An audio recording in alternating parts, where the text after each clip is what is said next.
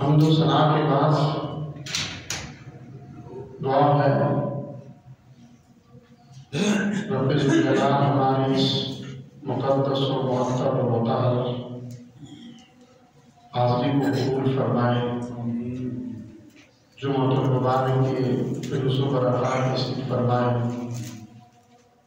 اور ان قبولیت بھری گھڑیوں کا لمحات کا صدقہ ہم اپنے گناہوں کی معافی مانگتے ہیں۔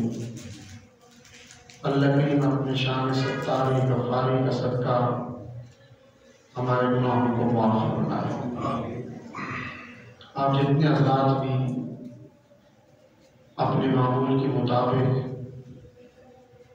اللہ کریم کے حضور جمعۃ المبارک ادائیگی کے لیے پہلی اذان کے ساتھ حاضر ہوتے ہیں،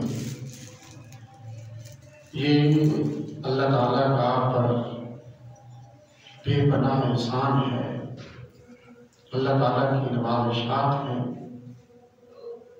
جس کو چاہتا ہے اور جس سے جتنی زیادہ محبت ہوتی ہے اس کو اتنا ہی سب سے پہلے اپنے گھر میں پہلے بلاتے ہیں۔ دنیا کی مثال دیکھ لیں، ہمارا گھر ہے، جس سے محبت ہوگی، کوئی شادی کا فنکشن ہے، دیگر معمولات زندگی بھی ہیں، تو جس سے زیادہ محبت ہوگی اسے کہیں گے کہ تم سب سے پہلے آنا۔ اسی طرح اللہ کریم کی بھی یہ نظام قدرت ہے۔ دنیا کے انسان تمام معاملات میں آگے رہتا ہے، کوشش کرتا ہے بڑے بڑے نیک عمل کرنے کی، لیکن نماز کے معاملے میں، اللہ کریم کے گھر کی حاضری کے معاملے میں بڑے سے بڑا انسان کی سستی اور کاہلی کا شکار ہو جاتا ہے۔ اس لیے کہ اللہ کریم نے قرآن کریم میں فرمایا کہ نماز لکبیرۃ، کبیرۃ کہتی ہے کہ بہت بڑے بھاری عمل ہے۔ اللہ فرماتا ہے یہ بہت بھاری عمل ہے، یہ نماز پڑھنا آسان نہیں ہے۔ الا علی الخاشعین، ہاں جو میرے خاص بندے ہیں ان کے لیے یہ آسان عمل ہے، ان کا ایک نشہ ہے، ان کا اطمینان قلب اور تسکین قلب اسی نماز میں رکھ دیا گیا ہے۔ اذان ہوتی ہے تو ان کا دل مچلنے لگتا ہے، دل تڑپنے لگتا ہے۔ تو خوشبخت ہیں آپ حضرات کی جو سب سے پہلے اللہ کے حضور آپ جمعے کی نماز کے لیے، دیگر نمازوں کے لیے حاضر ہوتے ہیں۔ جب ایک انسان ایسا عمل کرتا ہے نا، مسجد میں سب سے پہلے آنے کا، تو پھر اللہ کریم جب انعامات، اپنی نوازشات اپنے بندوں کو عطا فرماتے ہیں، تو ایسے بندوں کو اللہ کریم سب سے آگے رکھتے ہیں، سب سے پہلے سب سے زیادہ انعام عطا فرماتے ہیں۔ حضور نبی اکرم صلی اللہ تعالیٰ علیہ وسلم کی عظمت و شان، حضور کی رفعت ہے، حضور کا ذکر ہم جتنا بھی پڑھے ہیں، پڑھتے ہیں، یہ کام ہے، کیونکہ یہاں پہ اپنی انسانی کی انتہا ہوتی ہے اور وہاں سے مقام مصطفیٰ کا آغاز ہوتا ہے۔ اور سب سے بڑا کامیابی کا عمل دنیا میں تعلق مصطفیٰ ہے، سب سے بڑا۔ زندہ مثالیں اسی قریب ہمارے سامنے گزری ہیں، قریب زندہ مثالیں گزری ہیں۔ اب دیکھیں نا، غازی ممتاز قادری شہید رحمۃ اللہ تعالیٰ ہے، یہ کیا تھے؟ ایک کانسٹیبل تھے نا، ایک سپاہی تھے پولیس میں۔ ایک کانسٹیبل کی، ایک سپاہی کی کیا حیثیت ہوتی ہے؟ ایک عام ملازم تھے، لیکن انہوں نے اپنا سودا دربار مصطفیٰ میں کر لیا۔ پھر کیا ہوا؟ دنیا نے دیکھا، آپ شہید ہوئے، نیٹ بند کر دیا گیا، راستے بلاک کر دیے گئے، رکاوٹیں کھڑی کر دی گئی، لیکن پھر بھی 60 لاکھ انسان ان کے جنازے میں شریک تھا۔ اور دوسری طرف دیکھیں کہ جس صدر پاکستان میں ممنون حسین نے آپ کی پھانسی کے آرڈر پہ دستخط کیے تھے، ابھی چند روز پہلے وہ فوت ہوئے، میڈیا پہ اعلانات ہوئے، بار خبروں میں بتایا گیا صدر پاکستان فوت ہو چکے ہیں، فلاں وقت پہ جنازہ ہوگا۔ ایک بند کمرے کے حال میں جنازہ ہوا، بمشکلات 10 سے 12 آدمی تھے، وہ بھی ملازم تھے۔ صدر پاکستان، پورے ملک کا صدر، میڈیا چیخ کے ان کے فوتگی کا اعلان کرتا رہا، جنازے کا اعلان کرتا رہا، اور جنازے میں کتنے لوگ شریک تھے۔ صرف یہاں پہ وعدہ کیا کہ تعلق کے مصطفیٰ، وہ کیا تھا؟ وہ کمزور تھا۔ خادم حسین رضوی صاحب رحمۃ اللہ تعالیٰ کیا تھے؟ ٹانگیں نہیں تھی، ویل چیئر پہ چلتے تھے، اور مسجد کے امام اور خطیب تھے، اور مسجد کی رہائش میں وہ رہتے تھے، ذاتی کوئی مکان نہیں تھا ان کا۔ آپ بھی ان کے گاؤں میں جائیں نا، اٹک جانے پرانے زمانے کا مکان ہے، لیکن دنیا کی تاریخ تھی، رکاوٹیں کھڑی کر دی گئی، نیٹ بند کر دیے گئے، راستے سیل کر دیے گئے، تو کروڑوں کی تعداد میں یہ تو اگر کسی کھلے میدان میں جنازہ ہوتا پھر دنیا دیکھتی نا، گجرانوالہ تک جو راستے بلاک تھے، آگے ٹریفک کھڑی تھی، تو کروڑوں کی تعداد میں لوگ جنازے میں شریک ہو گئے۔ تو کیا تھا؟ ان کے پاس دولت تھی، ان کے پاس کوئی عہدے اور منصب تھے، وہ دنیا کے بادشاہ تھے نہیں، بس ان کا جو ایک حضور کے ساتھ تعلق تھا وہ تعلق بڑا مضبوط تھا، اور جس خلوص سے ایک مرتبہ انہوں نے کہا لبیک یا رسول اللہ، ابھی وہ بوجھ رہا ہے پوری دنیا، کتنا خلوص تھا۔ جیسے حضرت خواجہ شاہ اجمیر آئے نا حضرت عطا صاحب کے قدموں میں، آپ نے چلہ فرمایا، اور چلہ کرنے کے بعد جب اٹھ کے چلہ مکمل کرنے کے بعد آپ اجمیر شریف ہندوستان میں جا رہے تھے تو دروازے سے نکل رہے تھے تو داتا صاحب کی قبر انور کی طرف منہ کر کے کہتے جا رہے تھے اور نکلتے جا رہے تھے، گنج بخش فیض عالم مظہر ناقصارہ پیر کامل کاملانہ رہنما، بس اتنے خلوص سے کہا کہ آپ وہ شعر زبان زد و عام ہے، ہر کسی کی زبان پہ خلوص سے نکلا، ہر بھی پڑھ رہا ہے۔ بابا خادم رضوی صاحب نے خلوص سے کہا لبیک یا رسول اللہ، اب دنیا میں گزرا۔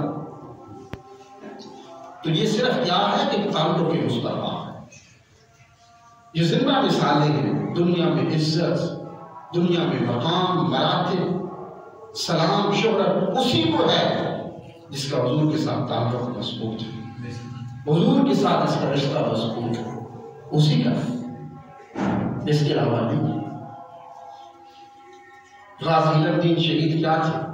ان پڑھ تھے، سکول تو گئے نہیں، ماں نے ایک دن دو دن قاری صاحب کے پاس بھیجا، قاری صاحب نے تھوڑی سختی کی، پڑھنا چھوڑ دیا، پھر نہ گئے، الف با تک زندگی نہیں پڑھا۔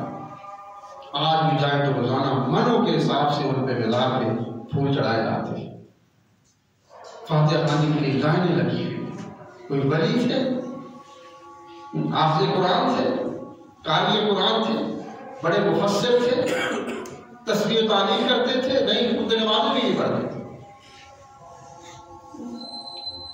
لوہار تھے، ذات کے کام کرتے تھے، مزدوری پہ گئے، رات کو آئے سوتے تھے۔ آج دنیا سلام کیوں کرتی ہے؟ بس انہوں نے اپنا سودا دربار مصطفیٰ میں کر دیا، یہ سب سے بڑی نسبت ہے۔ اور یاد رکھیں انسان تو انسان ہے نا، اگر کسی جانور کی نسبت بھی حضور کے ساتھ ہوگی، کسی جانور کی نسبت بھی، اللہ کے اس کو بڑا شعور ادا کرتا ہے۔ حدیث پاک میں ہے حضور ایک خچر خچر تھا یا گدھا تھا، حضور ایک سواری پہ جا رہے تھے یا گھوڑا تھا، صرف سواری کا ذکر ہے حضور کا، حضور اس خچر پہ، روایت خچر کی زیادہ ملتی ہے، حضور اس خچر پہ بیٹھ کے حضور تشریف لے جا رہے تھے، قبرستان سے گزرتے ہیں، حضور تسبیح و تعلیل میں مصروف تھے، اللہ کا ذکر کر رہے تھے، عبادت الہی میں آپ کے خیالات تھے، اچانک حضور کی سواری بدکتی ہے، ڈرتی ہے، زور سے بدکی، حضور نے سواری کو روکا کہ میری سواری ڈر کیوں ہے، یہ جانور ڈرا کیوں ہے؟ تو حضور نے دیکھا کہ وہ جانور اس قبر کی طرف، ایک قبر کی طرف دیکھ رہا اور پھر ڈرتا ہے، تو حضور نے جب دیکھا اس قبر میں تو اس قبر والے کو عذاب ہو رہا تھا، تو حضور نے فرمایا کہ میری سواری جو تھی، جانور جو تھا، اس قبر کے عذاب کو دیکھ کے ڈر گیا، اس جانور نے دیکھا کہ اس قبر میں آگ ہے، اس آگ کو دیکھا، اس سختی کو دیکھا، عذاب کو دیکھا، تو وہ جو بھی جانتا تھا، خچر تھا یا گدھا تھا، وہ ڈر گیا۔ اب حضور فرماتے ہیں کہ میں سواری سے اترا، میں نے وہ دو سبز ٹہنیاں کھجور کی اتاری اور قبر پہ ڈالی تھی۔ صحابہ نے پوچھا حضور آپ نے وہ دو ٹہنیاں کیوں رکھی تھی؟ تو حضور نے فرمایا کہ جو بھی دنیا میں سبز پتا ہے، گھاس کا ٹھکا ہے، سبز ٹہنی ہے، وہ اللہ کا ذکر کرتی ہے، ہر وقت اللہ تعالیٰ کی تسبیح و تعلیل کرتے رہتے ہیں۔ تو دو سبز ٹہنیاں اس لیے رکھی تھی کہ وہ ہر وقت اللہ کا ذکر کرتی ہیں، اور خشک ہونے تک وہ اللہ کا ذکر کرتی رہیں گی، اور جب تک وہ ٹہنیاں اس قبر پہ رہیں گی، اللہ کا ذکر کرتی رہیں گی، اس کی عذاب میں تخفیف کر دی جائے گی، اس کے عذاب کو قبر سے اٹھا لیا جائے گا۔ آج ہم بھی مزارات میں جاتے ہیں تو پھول اسی لیے چڑھاتے ہیں، تازے پھول، اللہ کا ذکر کرتے ہیں، یہ پتیاں یہ پھول اللہ کا ذکر کرتے ہیں، پھر اس میں خوشبو شامل ہو جائے جو حضور کو پسند تھی، جو اہل جنت کا ایک شیوا تھا، ان کی ایک زینت تھی، ان کی خصوصیت تھی، ان کی صفات تھی، خوشبو حضور کو سب سے زیادہ محبت خوشبو سے تھی۔ اس لیے جب وہ اہل اللہ اولیاء اعظام جن کا تعلق دربار مصطفیٰ سے ہے، اللہ سے ہے، رسول سے، اپنے نبی سے ہے، ان کی قبر انور پہ پتیاں اس لیے چڑھائی جاتی ہیں، خوشبو بھی ہو، تازہ بھی ہو، اللہ کا ذکر بھی ہوتا رہے، اور صاحب مزار کے درجات بھی بلند ہوتی رہی، اور اس مزار اقدس سے خوشبو بھی اٹھتی رہی۔ تو یہ سنت ہے اللہ کے پیغمبر حضور کی سنت۔ تو وہ دیکھیں کہ اگر سبز ٹہنیاں اس پہ رکھی جائیں قبر پہ، وہ اللہ کا ذکر کرتی ہیں، تسبیح پڑھتی ہیں، تحلیل کرتی ہیں، ان کے ذکر کی وجہ سے اس صاحب قبر کے عذاب کو اٹھا لیا جاتا ہے۔ تو جو اشرف المخلوقات انسان، بیٹا ہے، بھائی ہے، بیٹی ہے، بہن ہے، اگر وہ قبر پہ جا کے قرآن پڑھے تو پھر اللہ کریم اس کی قبر پہ کتنی رحمتیں فرمائے گا۔ یاد رکھا کرو، جن کے والدین دنیا سے جا چکے ہیں، جمعے کے روز قبر پہ حاضری دیا گیا۔ یہ جمعے کا لفظ خصوصی طور پہ ذکر کیا گیا۔ جمعے کا جو حکم آیا ہے نا، ایک شخص تھا، اس کی ماں فوت ہو گئی، اس کی ماں چلی گئی، اس کا بیٹا ہر جمعے کو جاتا، ماں کی قبر پہ قرآن پڑھتا، دعا مانگتا اور وہ آ جاتی۔ وقت گزرتا گیا، ایک دن ماں خواب میں آ گئی، بیٹے کو، ماں سے، ہر بیٹے کو محبت ہوتی ہے، بڑی محبت تھی۔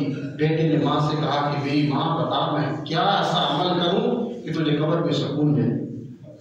تو ماں نے کہا بیٹا تو کچھ بھی نہ کرنا، بس جو تو جمعے کو آتا ہے نا، یہ جمعے کو آنا کبھی نہ بند نہ کر۔ تو جمعے کو آ کے جو پڑھتا ہے نا، تیرے پڑھنے کی وجہ سے پورے ہفتے کے لیے قبرستان سے عذاب کو اٹھا لیا جاتا ہے۔ اور سارے اہل قبور، اہل قبرستان مجھ سے پوچھتے ہیں بی بی بتا جمعے کو تیرا بیٹا آئے گا؟ اگلے جمعے کو آئے گا پڑھنے کے لیے؟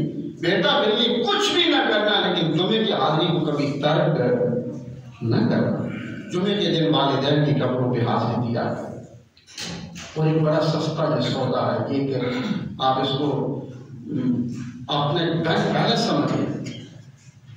اللہ فرماتا ہے دنیا میں تم جتنی بھی جس کے لیے دعا کرو گے، جتنی دعائیں کرو گے، میرا تم سے وعدہ ہے تمہارے مرنے کے بعد میں تمہارے لیے اتنی دعائیں کرواؤں گا۔ کہاں سے کرواؤں گا؟ یہ میرا کام ہے۔ جتنی دعائیں تم میرے محبوب کی امت کے لیے، میرے بندوں کی بخشش کے لیے کرو گے، تم چلے جاؤ گے، تمہارے مرنے کے بعد اتنی دعائیں ہوتی رہیں گی، کون کرے گا یہ اللہ جانتا ہے کون کرے گا، لیکن اس کا وعدہ وہ کروائے گا۔ تو اور کچھ بھی نہ کیا کرے، ایک معمول بنا لے کہ نماز فجر کے بعد ایک دفعہ سورۃ فاتحہ، 3 دفعہ سورۃ اخلاص پڑھ کے والدین کو، حضور کی ساری امت کو بخش دیا کرے۔ حضرت مہاجر مکی رحمۃ اللہ تعالیٰ علیہ آپ فرماتے ہیں میں صاحب نظر تھے، صاحب کشف تھے، فرماتے ہیں میں قبرستان سے گزرا تو میں کیا دیکھتا ہوں، اللہ کے ولی تھے، تو کشف کی نگاہ سے دیکھتے ہیں کہ سارے جو اہل قبور تھے قبروں سے نکل کر چھوٹے چھوٹے حلقے بنا کے بیٹھے پورے قبرستان۔ دل کی نگاہ سے، کشف کی نگاہ سے دیکھا اللہ کے ولی جو عام انسان کو نظر نہیں آتی، ان کی روح تھی، ارواح تھی، پھر چھوٹی چھوٹی ٹولیوں میں بیٹھی ہوئی تھی۔ حضرت مہاجر مکی رحمۃ اللہ تعالیٰ علیہ فرماتے ہیں میں نے ان سے پوچھا کہ تم کیوں بیٹھے ہو؟ یہ چھوٹی چھوٹی ٹولیوں میں قبروں سے نکل کر تمہاری ارواح یہ کیوں ہے؟ تو انہوں نے کہا کہ آج سے 1 سال پہلے ایک اللہ کا بندہ اس قبرستان سے گزرا تھا، اس نے ایک مرتبہ سورۃ فاتحہ پڑھی، 3 دفعہ سورۃ اخلاص پڑھی، ہماری ارواح کو ثواب بھیجا۔ سال ہو چکا ہے، ہم سورۃ فاتحہ، سورۃ اخلاص کا ثواب تقسیم کر رہے ہیں، ابھی تک تقسیم نہیں ہوا۔ تھوڑا سا عمل ہے، 1 منٹ لگتا ہے، 2 منٹ تمہارے لگیں گے، لیکن نا دنیا میں والدین کی خدمت بڑا عمل ہے، بڑا عمل ہے والدین کی خدمت دنیا میں۔ لیکن اصل یہ ہے کہ جب والدین دنیا سے چلے جائیں، دنیا میں والدین جیسا بھی ہو اپنا کام کر لیتے ہیں، دھوپ ہے سائے میں چلے جائیں گے، پیاس ہے پانی پی لیں گے، کھانے کے 2 لقمے لے لیں گے، جیسے بھی ہے دوا لے لیں گے، گزارا ہو جائے گا۔ لیکن اصل والدین کو اولاد کی ضرورت پڑتی ہے قبروں میں جا کر، قبروں میں جا کر پڑتی ہے۔ پھر والدین اپنی اولاد کو دیکھتے ہیں۔ یہ میں نے پہلے بھی بار آج یہ روایت سنائی ہے آپ کو، اکثر سناتا ہوں کہ ہر جمعرات کے دن مغرب اور عشاء کے درمیان اولاد کے ہفتے بھر کے اعمال والدین کو دکھائے جاتے ہیں کہ جو اولاد چھوڑ کے آیا تھا انہوں نے ہفتے میں اتنی نمازیں پڑھی، اتنے اچھے اعمال کی، اتنے برے اعمال کی۔ اگر اولاد کے عمل اچھے ہوئے تو والدین کی قبر جنت کا باغ بن جاتی۔ اگر اولاد کے عمل اچھے نہیں ہیں، بے نمازی ہے، گناہ کرتی ہے، اچھے عمل نہیں کرتی، تو والدین کی قبریں تنگ کر دی جاتی۔ اچھی پرورش کیوں نہیں کی تھی؟ نمازی کیوں نہیں بنایا تھا؟ ہر جمعرات کو مغرب اور عشاء کے درمیان مرنے والے والدین کو اولاد کے اعمال قبر میں دکھائے جاتے۔ اس لیے اولاد کو، بچوں کو نماز کے لیے لایا کرتے، مسجد میں ہر چھوٹا چھوٹا بچہ پکڑ کے لایا کرتے۔ اگر وہ تمہارے مرنے کے بعد کچھ کر نہ سکے نا، صرف 5 وقت کی نمازی ہی بن گئے نا، بعد میں ختم پڑھائے نہ پڑھائیں، قرآن پڑھے نہ پڑھیں، سال استغفار کی محفلیں کریں نہ کریں، کچھ کریں نہ کریں، اگر صرف ہماری وجہ سے، والدین کی وجہ سے اولادیں نمازی بن گئی تو کم از کم دن میں 5 مرتبہ یہ تو کہتی رہے گی ربنا اغفر لی ولوالدی، جاننا جیسے بھی تھے والدین تھے ان کو بخش دے۔ اللہ فرماتا ہے عزت و جلال کی قسم ہے جس کی اولاد وضو میں ہاتھ باندھ کر قیام کرتی ہے، رکوع کرتی ہے، سجود کرتی ہے، تسبیح و تحلیل کرتی ہے، تشہد میں بیٹھتی ہے، اور میری پوری عبادت کرنے کے بعد آخر میں کہتی ہے ربنا اغفر لی ولوالدی، والدین کو بخش دے۔ اللہ فرماتا ہے مجھے اپنی عزت کی قسم میں اس کے والدین کو بخش دے۔ اس کی اولاد کو، بچوں کو مسجد میں لایا کر۔ وہ کیسی اچھے دور تھے، مسجد میں بچے آتے، اگر آ جائیں شور کریں تو نہ پکڑیں، ویسے بچوں کو لے آئیں مسجد دکھانے کے لیے، آئیں بیٹا تم کو دکھاتی ہے یہ اللہ کا گھر ہے، یہ محراب ہے، یہ صفیں ہم یہاں پہ نماز پڑھتے ہیں، یہ سپیکر ہے، یہاں پہ اذان ہوتی ہے، یہاں پہ وضو کرتے ہیں، بچوں کو دکھائیں۔ امام غزالی فرمایا کرتے تھے کہ جس دن نماز میں، جماعت میں تمہاری صف پچھلی صفوں سے بچوں کی آوازیں آنی بند ہو جائیں گی، اس دن اپنی اگلی نسلوں کی فکر کریں۔ اب بچے مسجد میں نہیں آتے، اور یہ حقیقت ہے کہ جس بچے کو، اولاد کو بچپن میں جو عادت پڑ جائے، اچھی پڑ گئی تو اس بڑے ہو کر اس کی جان جا سکتی ہے، لیکن وہ اچھی عادت چھوٹ نہیں سکتی۔ اگر بچوں کو بری عادت بچپن میں پڑ گئی، جو کچھ بھی ہو جائے بڑے ہو کر وہ عادت چھوٹ نہیں سکتی۔ اس لیے کوشش کیا کرے کہ بچوں کو آج دوبارہ المیہ اور سخت المیہ ہے، اور المیہ یہ ہے کہ ہم نے گھر گھر میں حفاظ کرام کو لگا دیا۔ اب میرے پاس ایک بچہ آیا، اس نے کہا کہ میں نے آپ کے پاس پڑھ رہا ہوں یہ 7 دہلی سے۔ میں نے کہا ٹھیک ہے پڑھاؤں گا، کس وقت آؤں؟ میں نے کہا زور کے بعد آ جائے گا۔ پھر آیا کہا کہ زور کے بعد تو بھی میں نے ٹیوشن جانا ہوتا ہے، ٹائم چینج کرتے۔ میں نے کہا اثر کے بعد آ جائے گا، کہا کہ اثر کے بعد بھی جانا ہوتا ہے۔ میں نے کہا مغرب کے بعد 2 دن آیا، میں نے کہا مغرب کے بعد آ جایا کرو، کہا اس وقت کی لیٹ ہو جاتا ہوں، ٹیوشن کا ٹائم چینج نہیں ہو سکتا، اب قرآن کا ٹائم کوئی تبدیل کرتے، یعنی قرآن پڑھنے کے لیے 5 منٹ نہیں۔ اگر قرآن کریم بھی پڑھائیں گے تو ایک سبجیکٹ کے 4-5 ہزار روپیہ دیں۔ میں بھی شریف پڑھاتا ہے، یعنی ہمارے صاحب ہیں، بزرگ ہیں، پہلے پاس نہیں جایا کرتے تھے پڑھانے کے لیے۔ امام اعظم ابو حنیفہ تھے نا، وقت کے بغداد کے بادشاہ نے کہا کہ میرے محل میں آ کر میرے شہزادوں کو قرآن کی تعلیم نہیں ہے، فرمایا نہیں ہو سکتا یہ کبھی۔ سلطان معظم یہ نہیں ہو سکتا۔ پیاسا کنویں کے پاس جاتا ہے، کنواں پیاسے کے پاس نہیں آتا۔ تمہارے بچوں نے اگر قرآن پڑھنا ہے تو میری درسگاہ میں آ کر پھولوں پہ بیٹھ کے پڑھنا ہوگا۔ جانتے ہو کس سے بات کر رہے ہو، میں وقت کا بادشاہ ہوں، اور تو بھی ہے، میں نہیں پڑھا سکتا۔ انکار کر دیا، بادشاہ نے مراحات دی، سب کچھ قدموں میں رکھ دیا۔ کہا کبھی یہ قرآن کی توہین ہے، آپ نے فرمایا میں قرآن پڑھانے کے لیے تیرے گھر میں جاؤں؟ بچوں نے پڑھنا ہے تو میری درسگاہ میں آئیں، عام غریبوں کے ساتھ بیٹھ کے قرآن پڑھیں۔ پھر بادشاہ نے جیل میں ڈلوا کیا، سختیاں کیا، اسی سختیوں کی وجہ سے دنیا سے چل بسے، لیکن آپ حق پہ ڈٹے رہے کہ سلطان معظم شہنشاہ وقت تمہارے گھر میں جا کر بچوں کو نہیں پڑھا سکتا، یہ قرآن کی توہین ہے۔ آج قاری صاحب جائیں نا پڑھانے کے لیے، اتنی حقارت، بیل دیں گے، ہاں جی قاری صاحب آئے ہیں، نہیں بچہ سو رہا ہے، بچہ کھیل رہا ہے، اس کے پاس وقت نہیں، آپ چلے جائیں کل آ جانا۔ بچہ پڑھ رہا ہے، ٹیوشن پڑھ رہا ہے، پھر کیا ہوگا؟ ہماری نسل کیا سر نہیں؟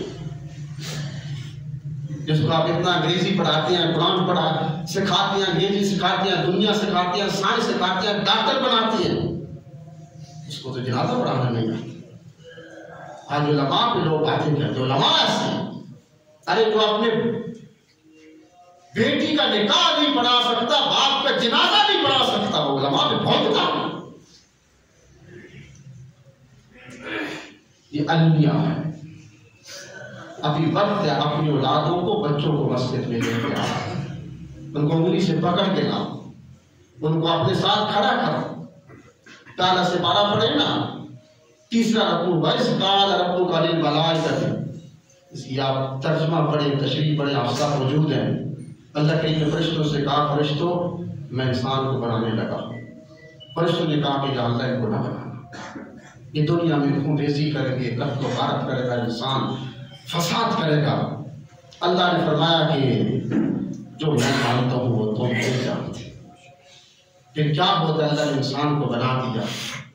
اللہ کریم فرماتی ہے کہ جب صبح کے وقت باپ اٹھتا ہے، ایک ماں اٹھتی ہے، معصوم بچے کو اٹھا لیتی ہے، ماں ہے تو بیٹی اٹھ گئی، باپ ہے تو بیٹے کو اٹھا لیا، معصوم ہے، بالکل معصوم، پتہ نہیں کیا کر رہی ہے، بس باپ کو دیکھا ہاتھ باندھ دیے، باپ کو دیکھا رکوع میں چلے گئے، باپ کو دیکھا سجدے میں چلے گئے، پتہ نہیں کیا کر رہی ہے۔ جب باپ کو دیکھ کر معصوم بچہ بھی پتہ نہیں کیا کر رہا ہے، باپ کو دیکھ کر سر سجدے میں رکھتا ہے، اس وقت اللہ فرماتا ہے فرشتوں اور زمین پہ جھانک کر دیکھو، جس بچے کو علم نہیں میں کیا کر رہا ہوں، بس اپنے باپ کو دیکھ کر سر سجدے میں رکھ دیا، مجھے اپنی عزت کی قسم ہے میں اس کے گناہوں کو معاف کر سکتا ہوں۔ سبحان اللہ۔ اور جو معصوم بچی صبح اٹھ کے پتہ نہیں کیا کر دیا، ماں نے کہا الحمدللہ رب العالمین، اور معصوم بچی توتی زبان سے کہتی ہے الحمدللہ رب العالمین۔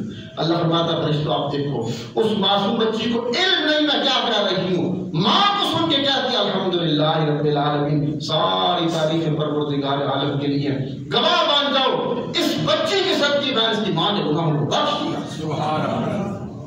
بخشش چاہتی ہو، عزت چاہتی ہو، سکون چاہتی ہو، آخرت اور دنیا کی کامیابی چاہتی ہو، بچوں کو مسجد میں پایا کرو۔ اللہ کی عمل کی توفیق عطا فرمائے۔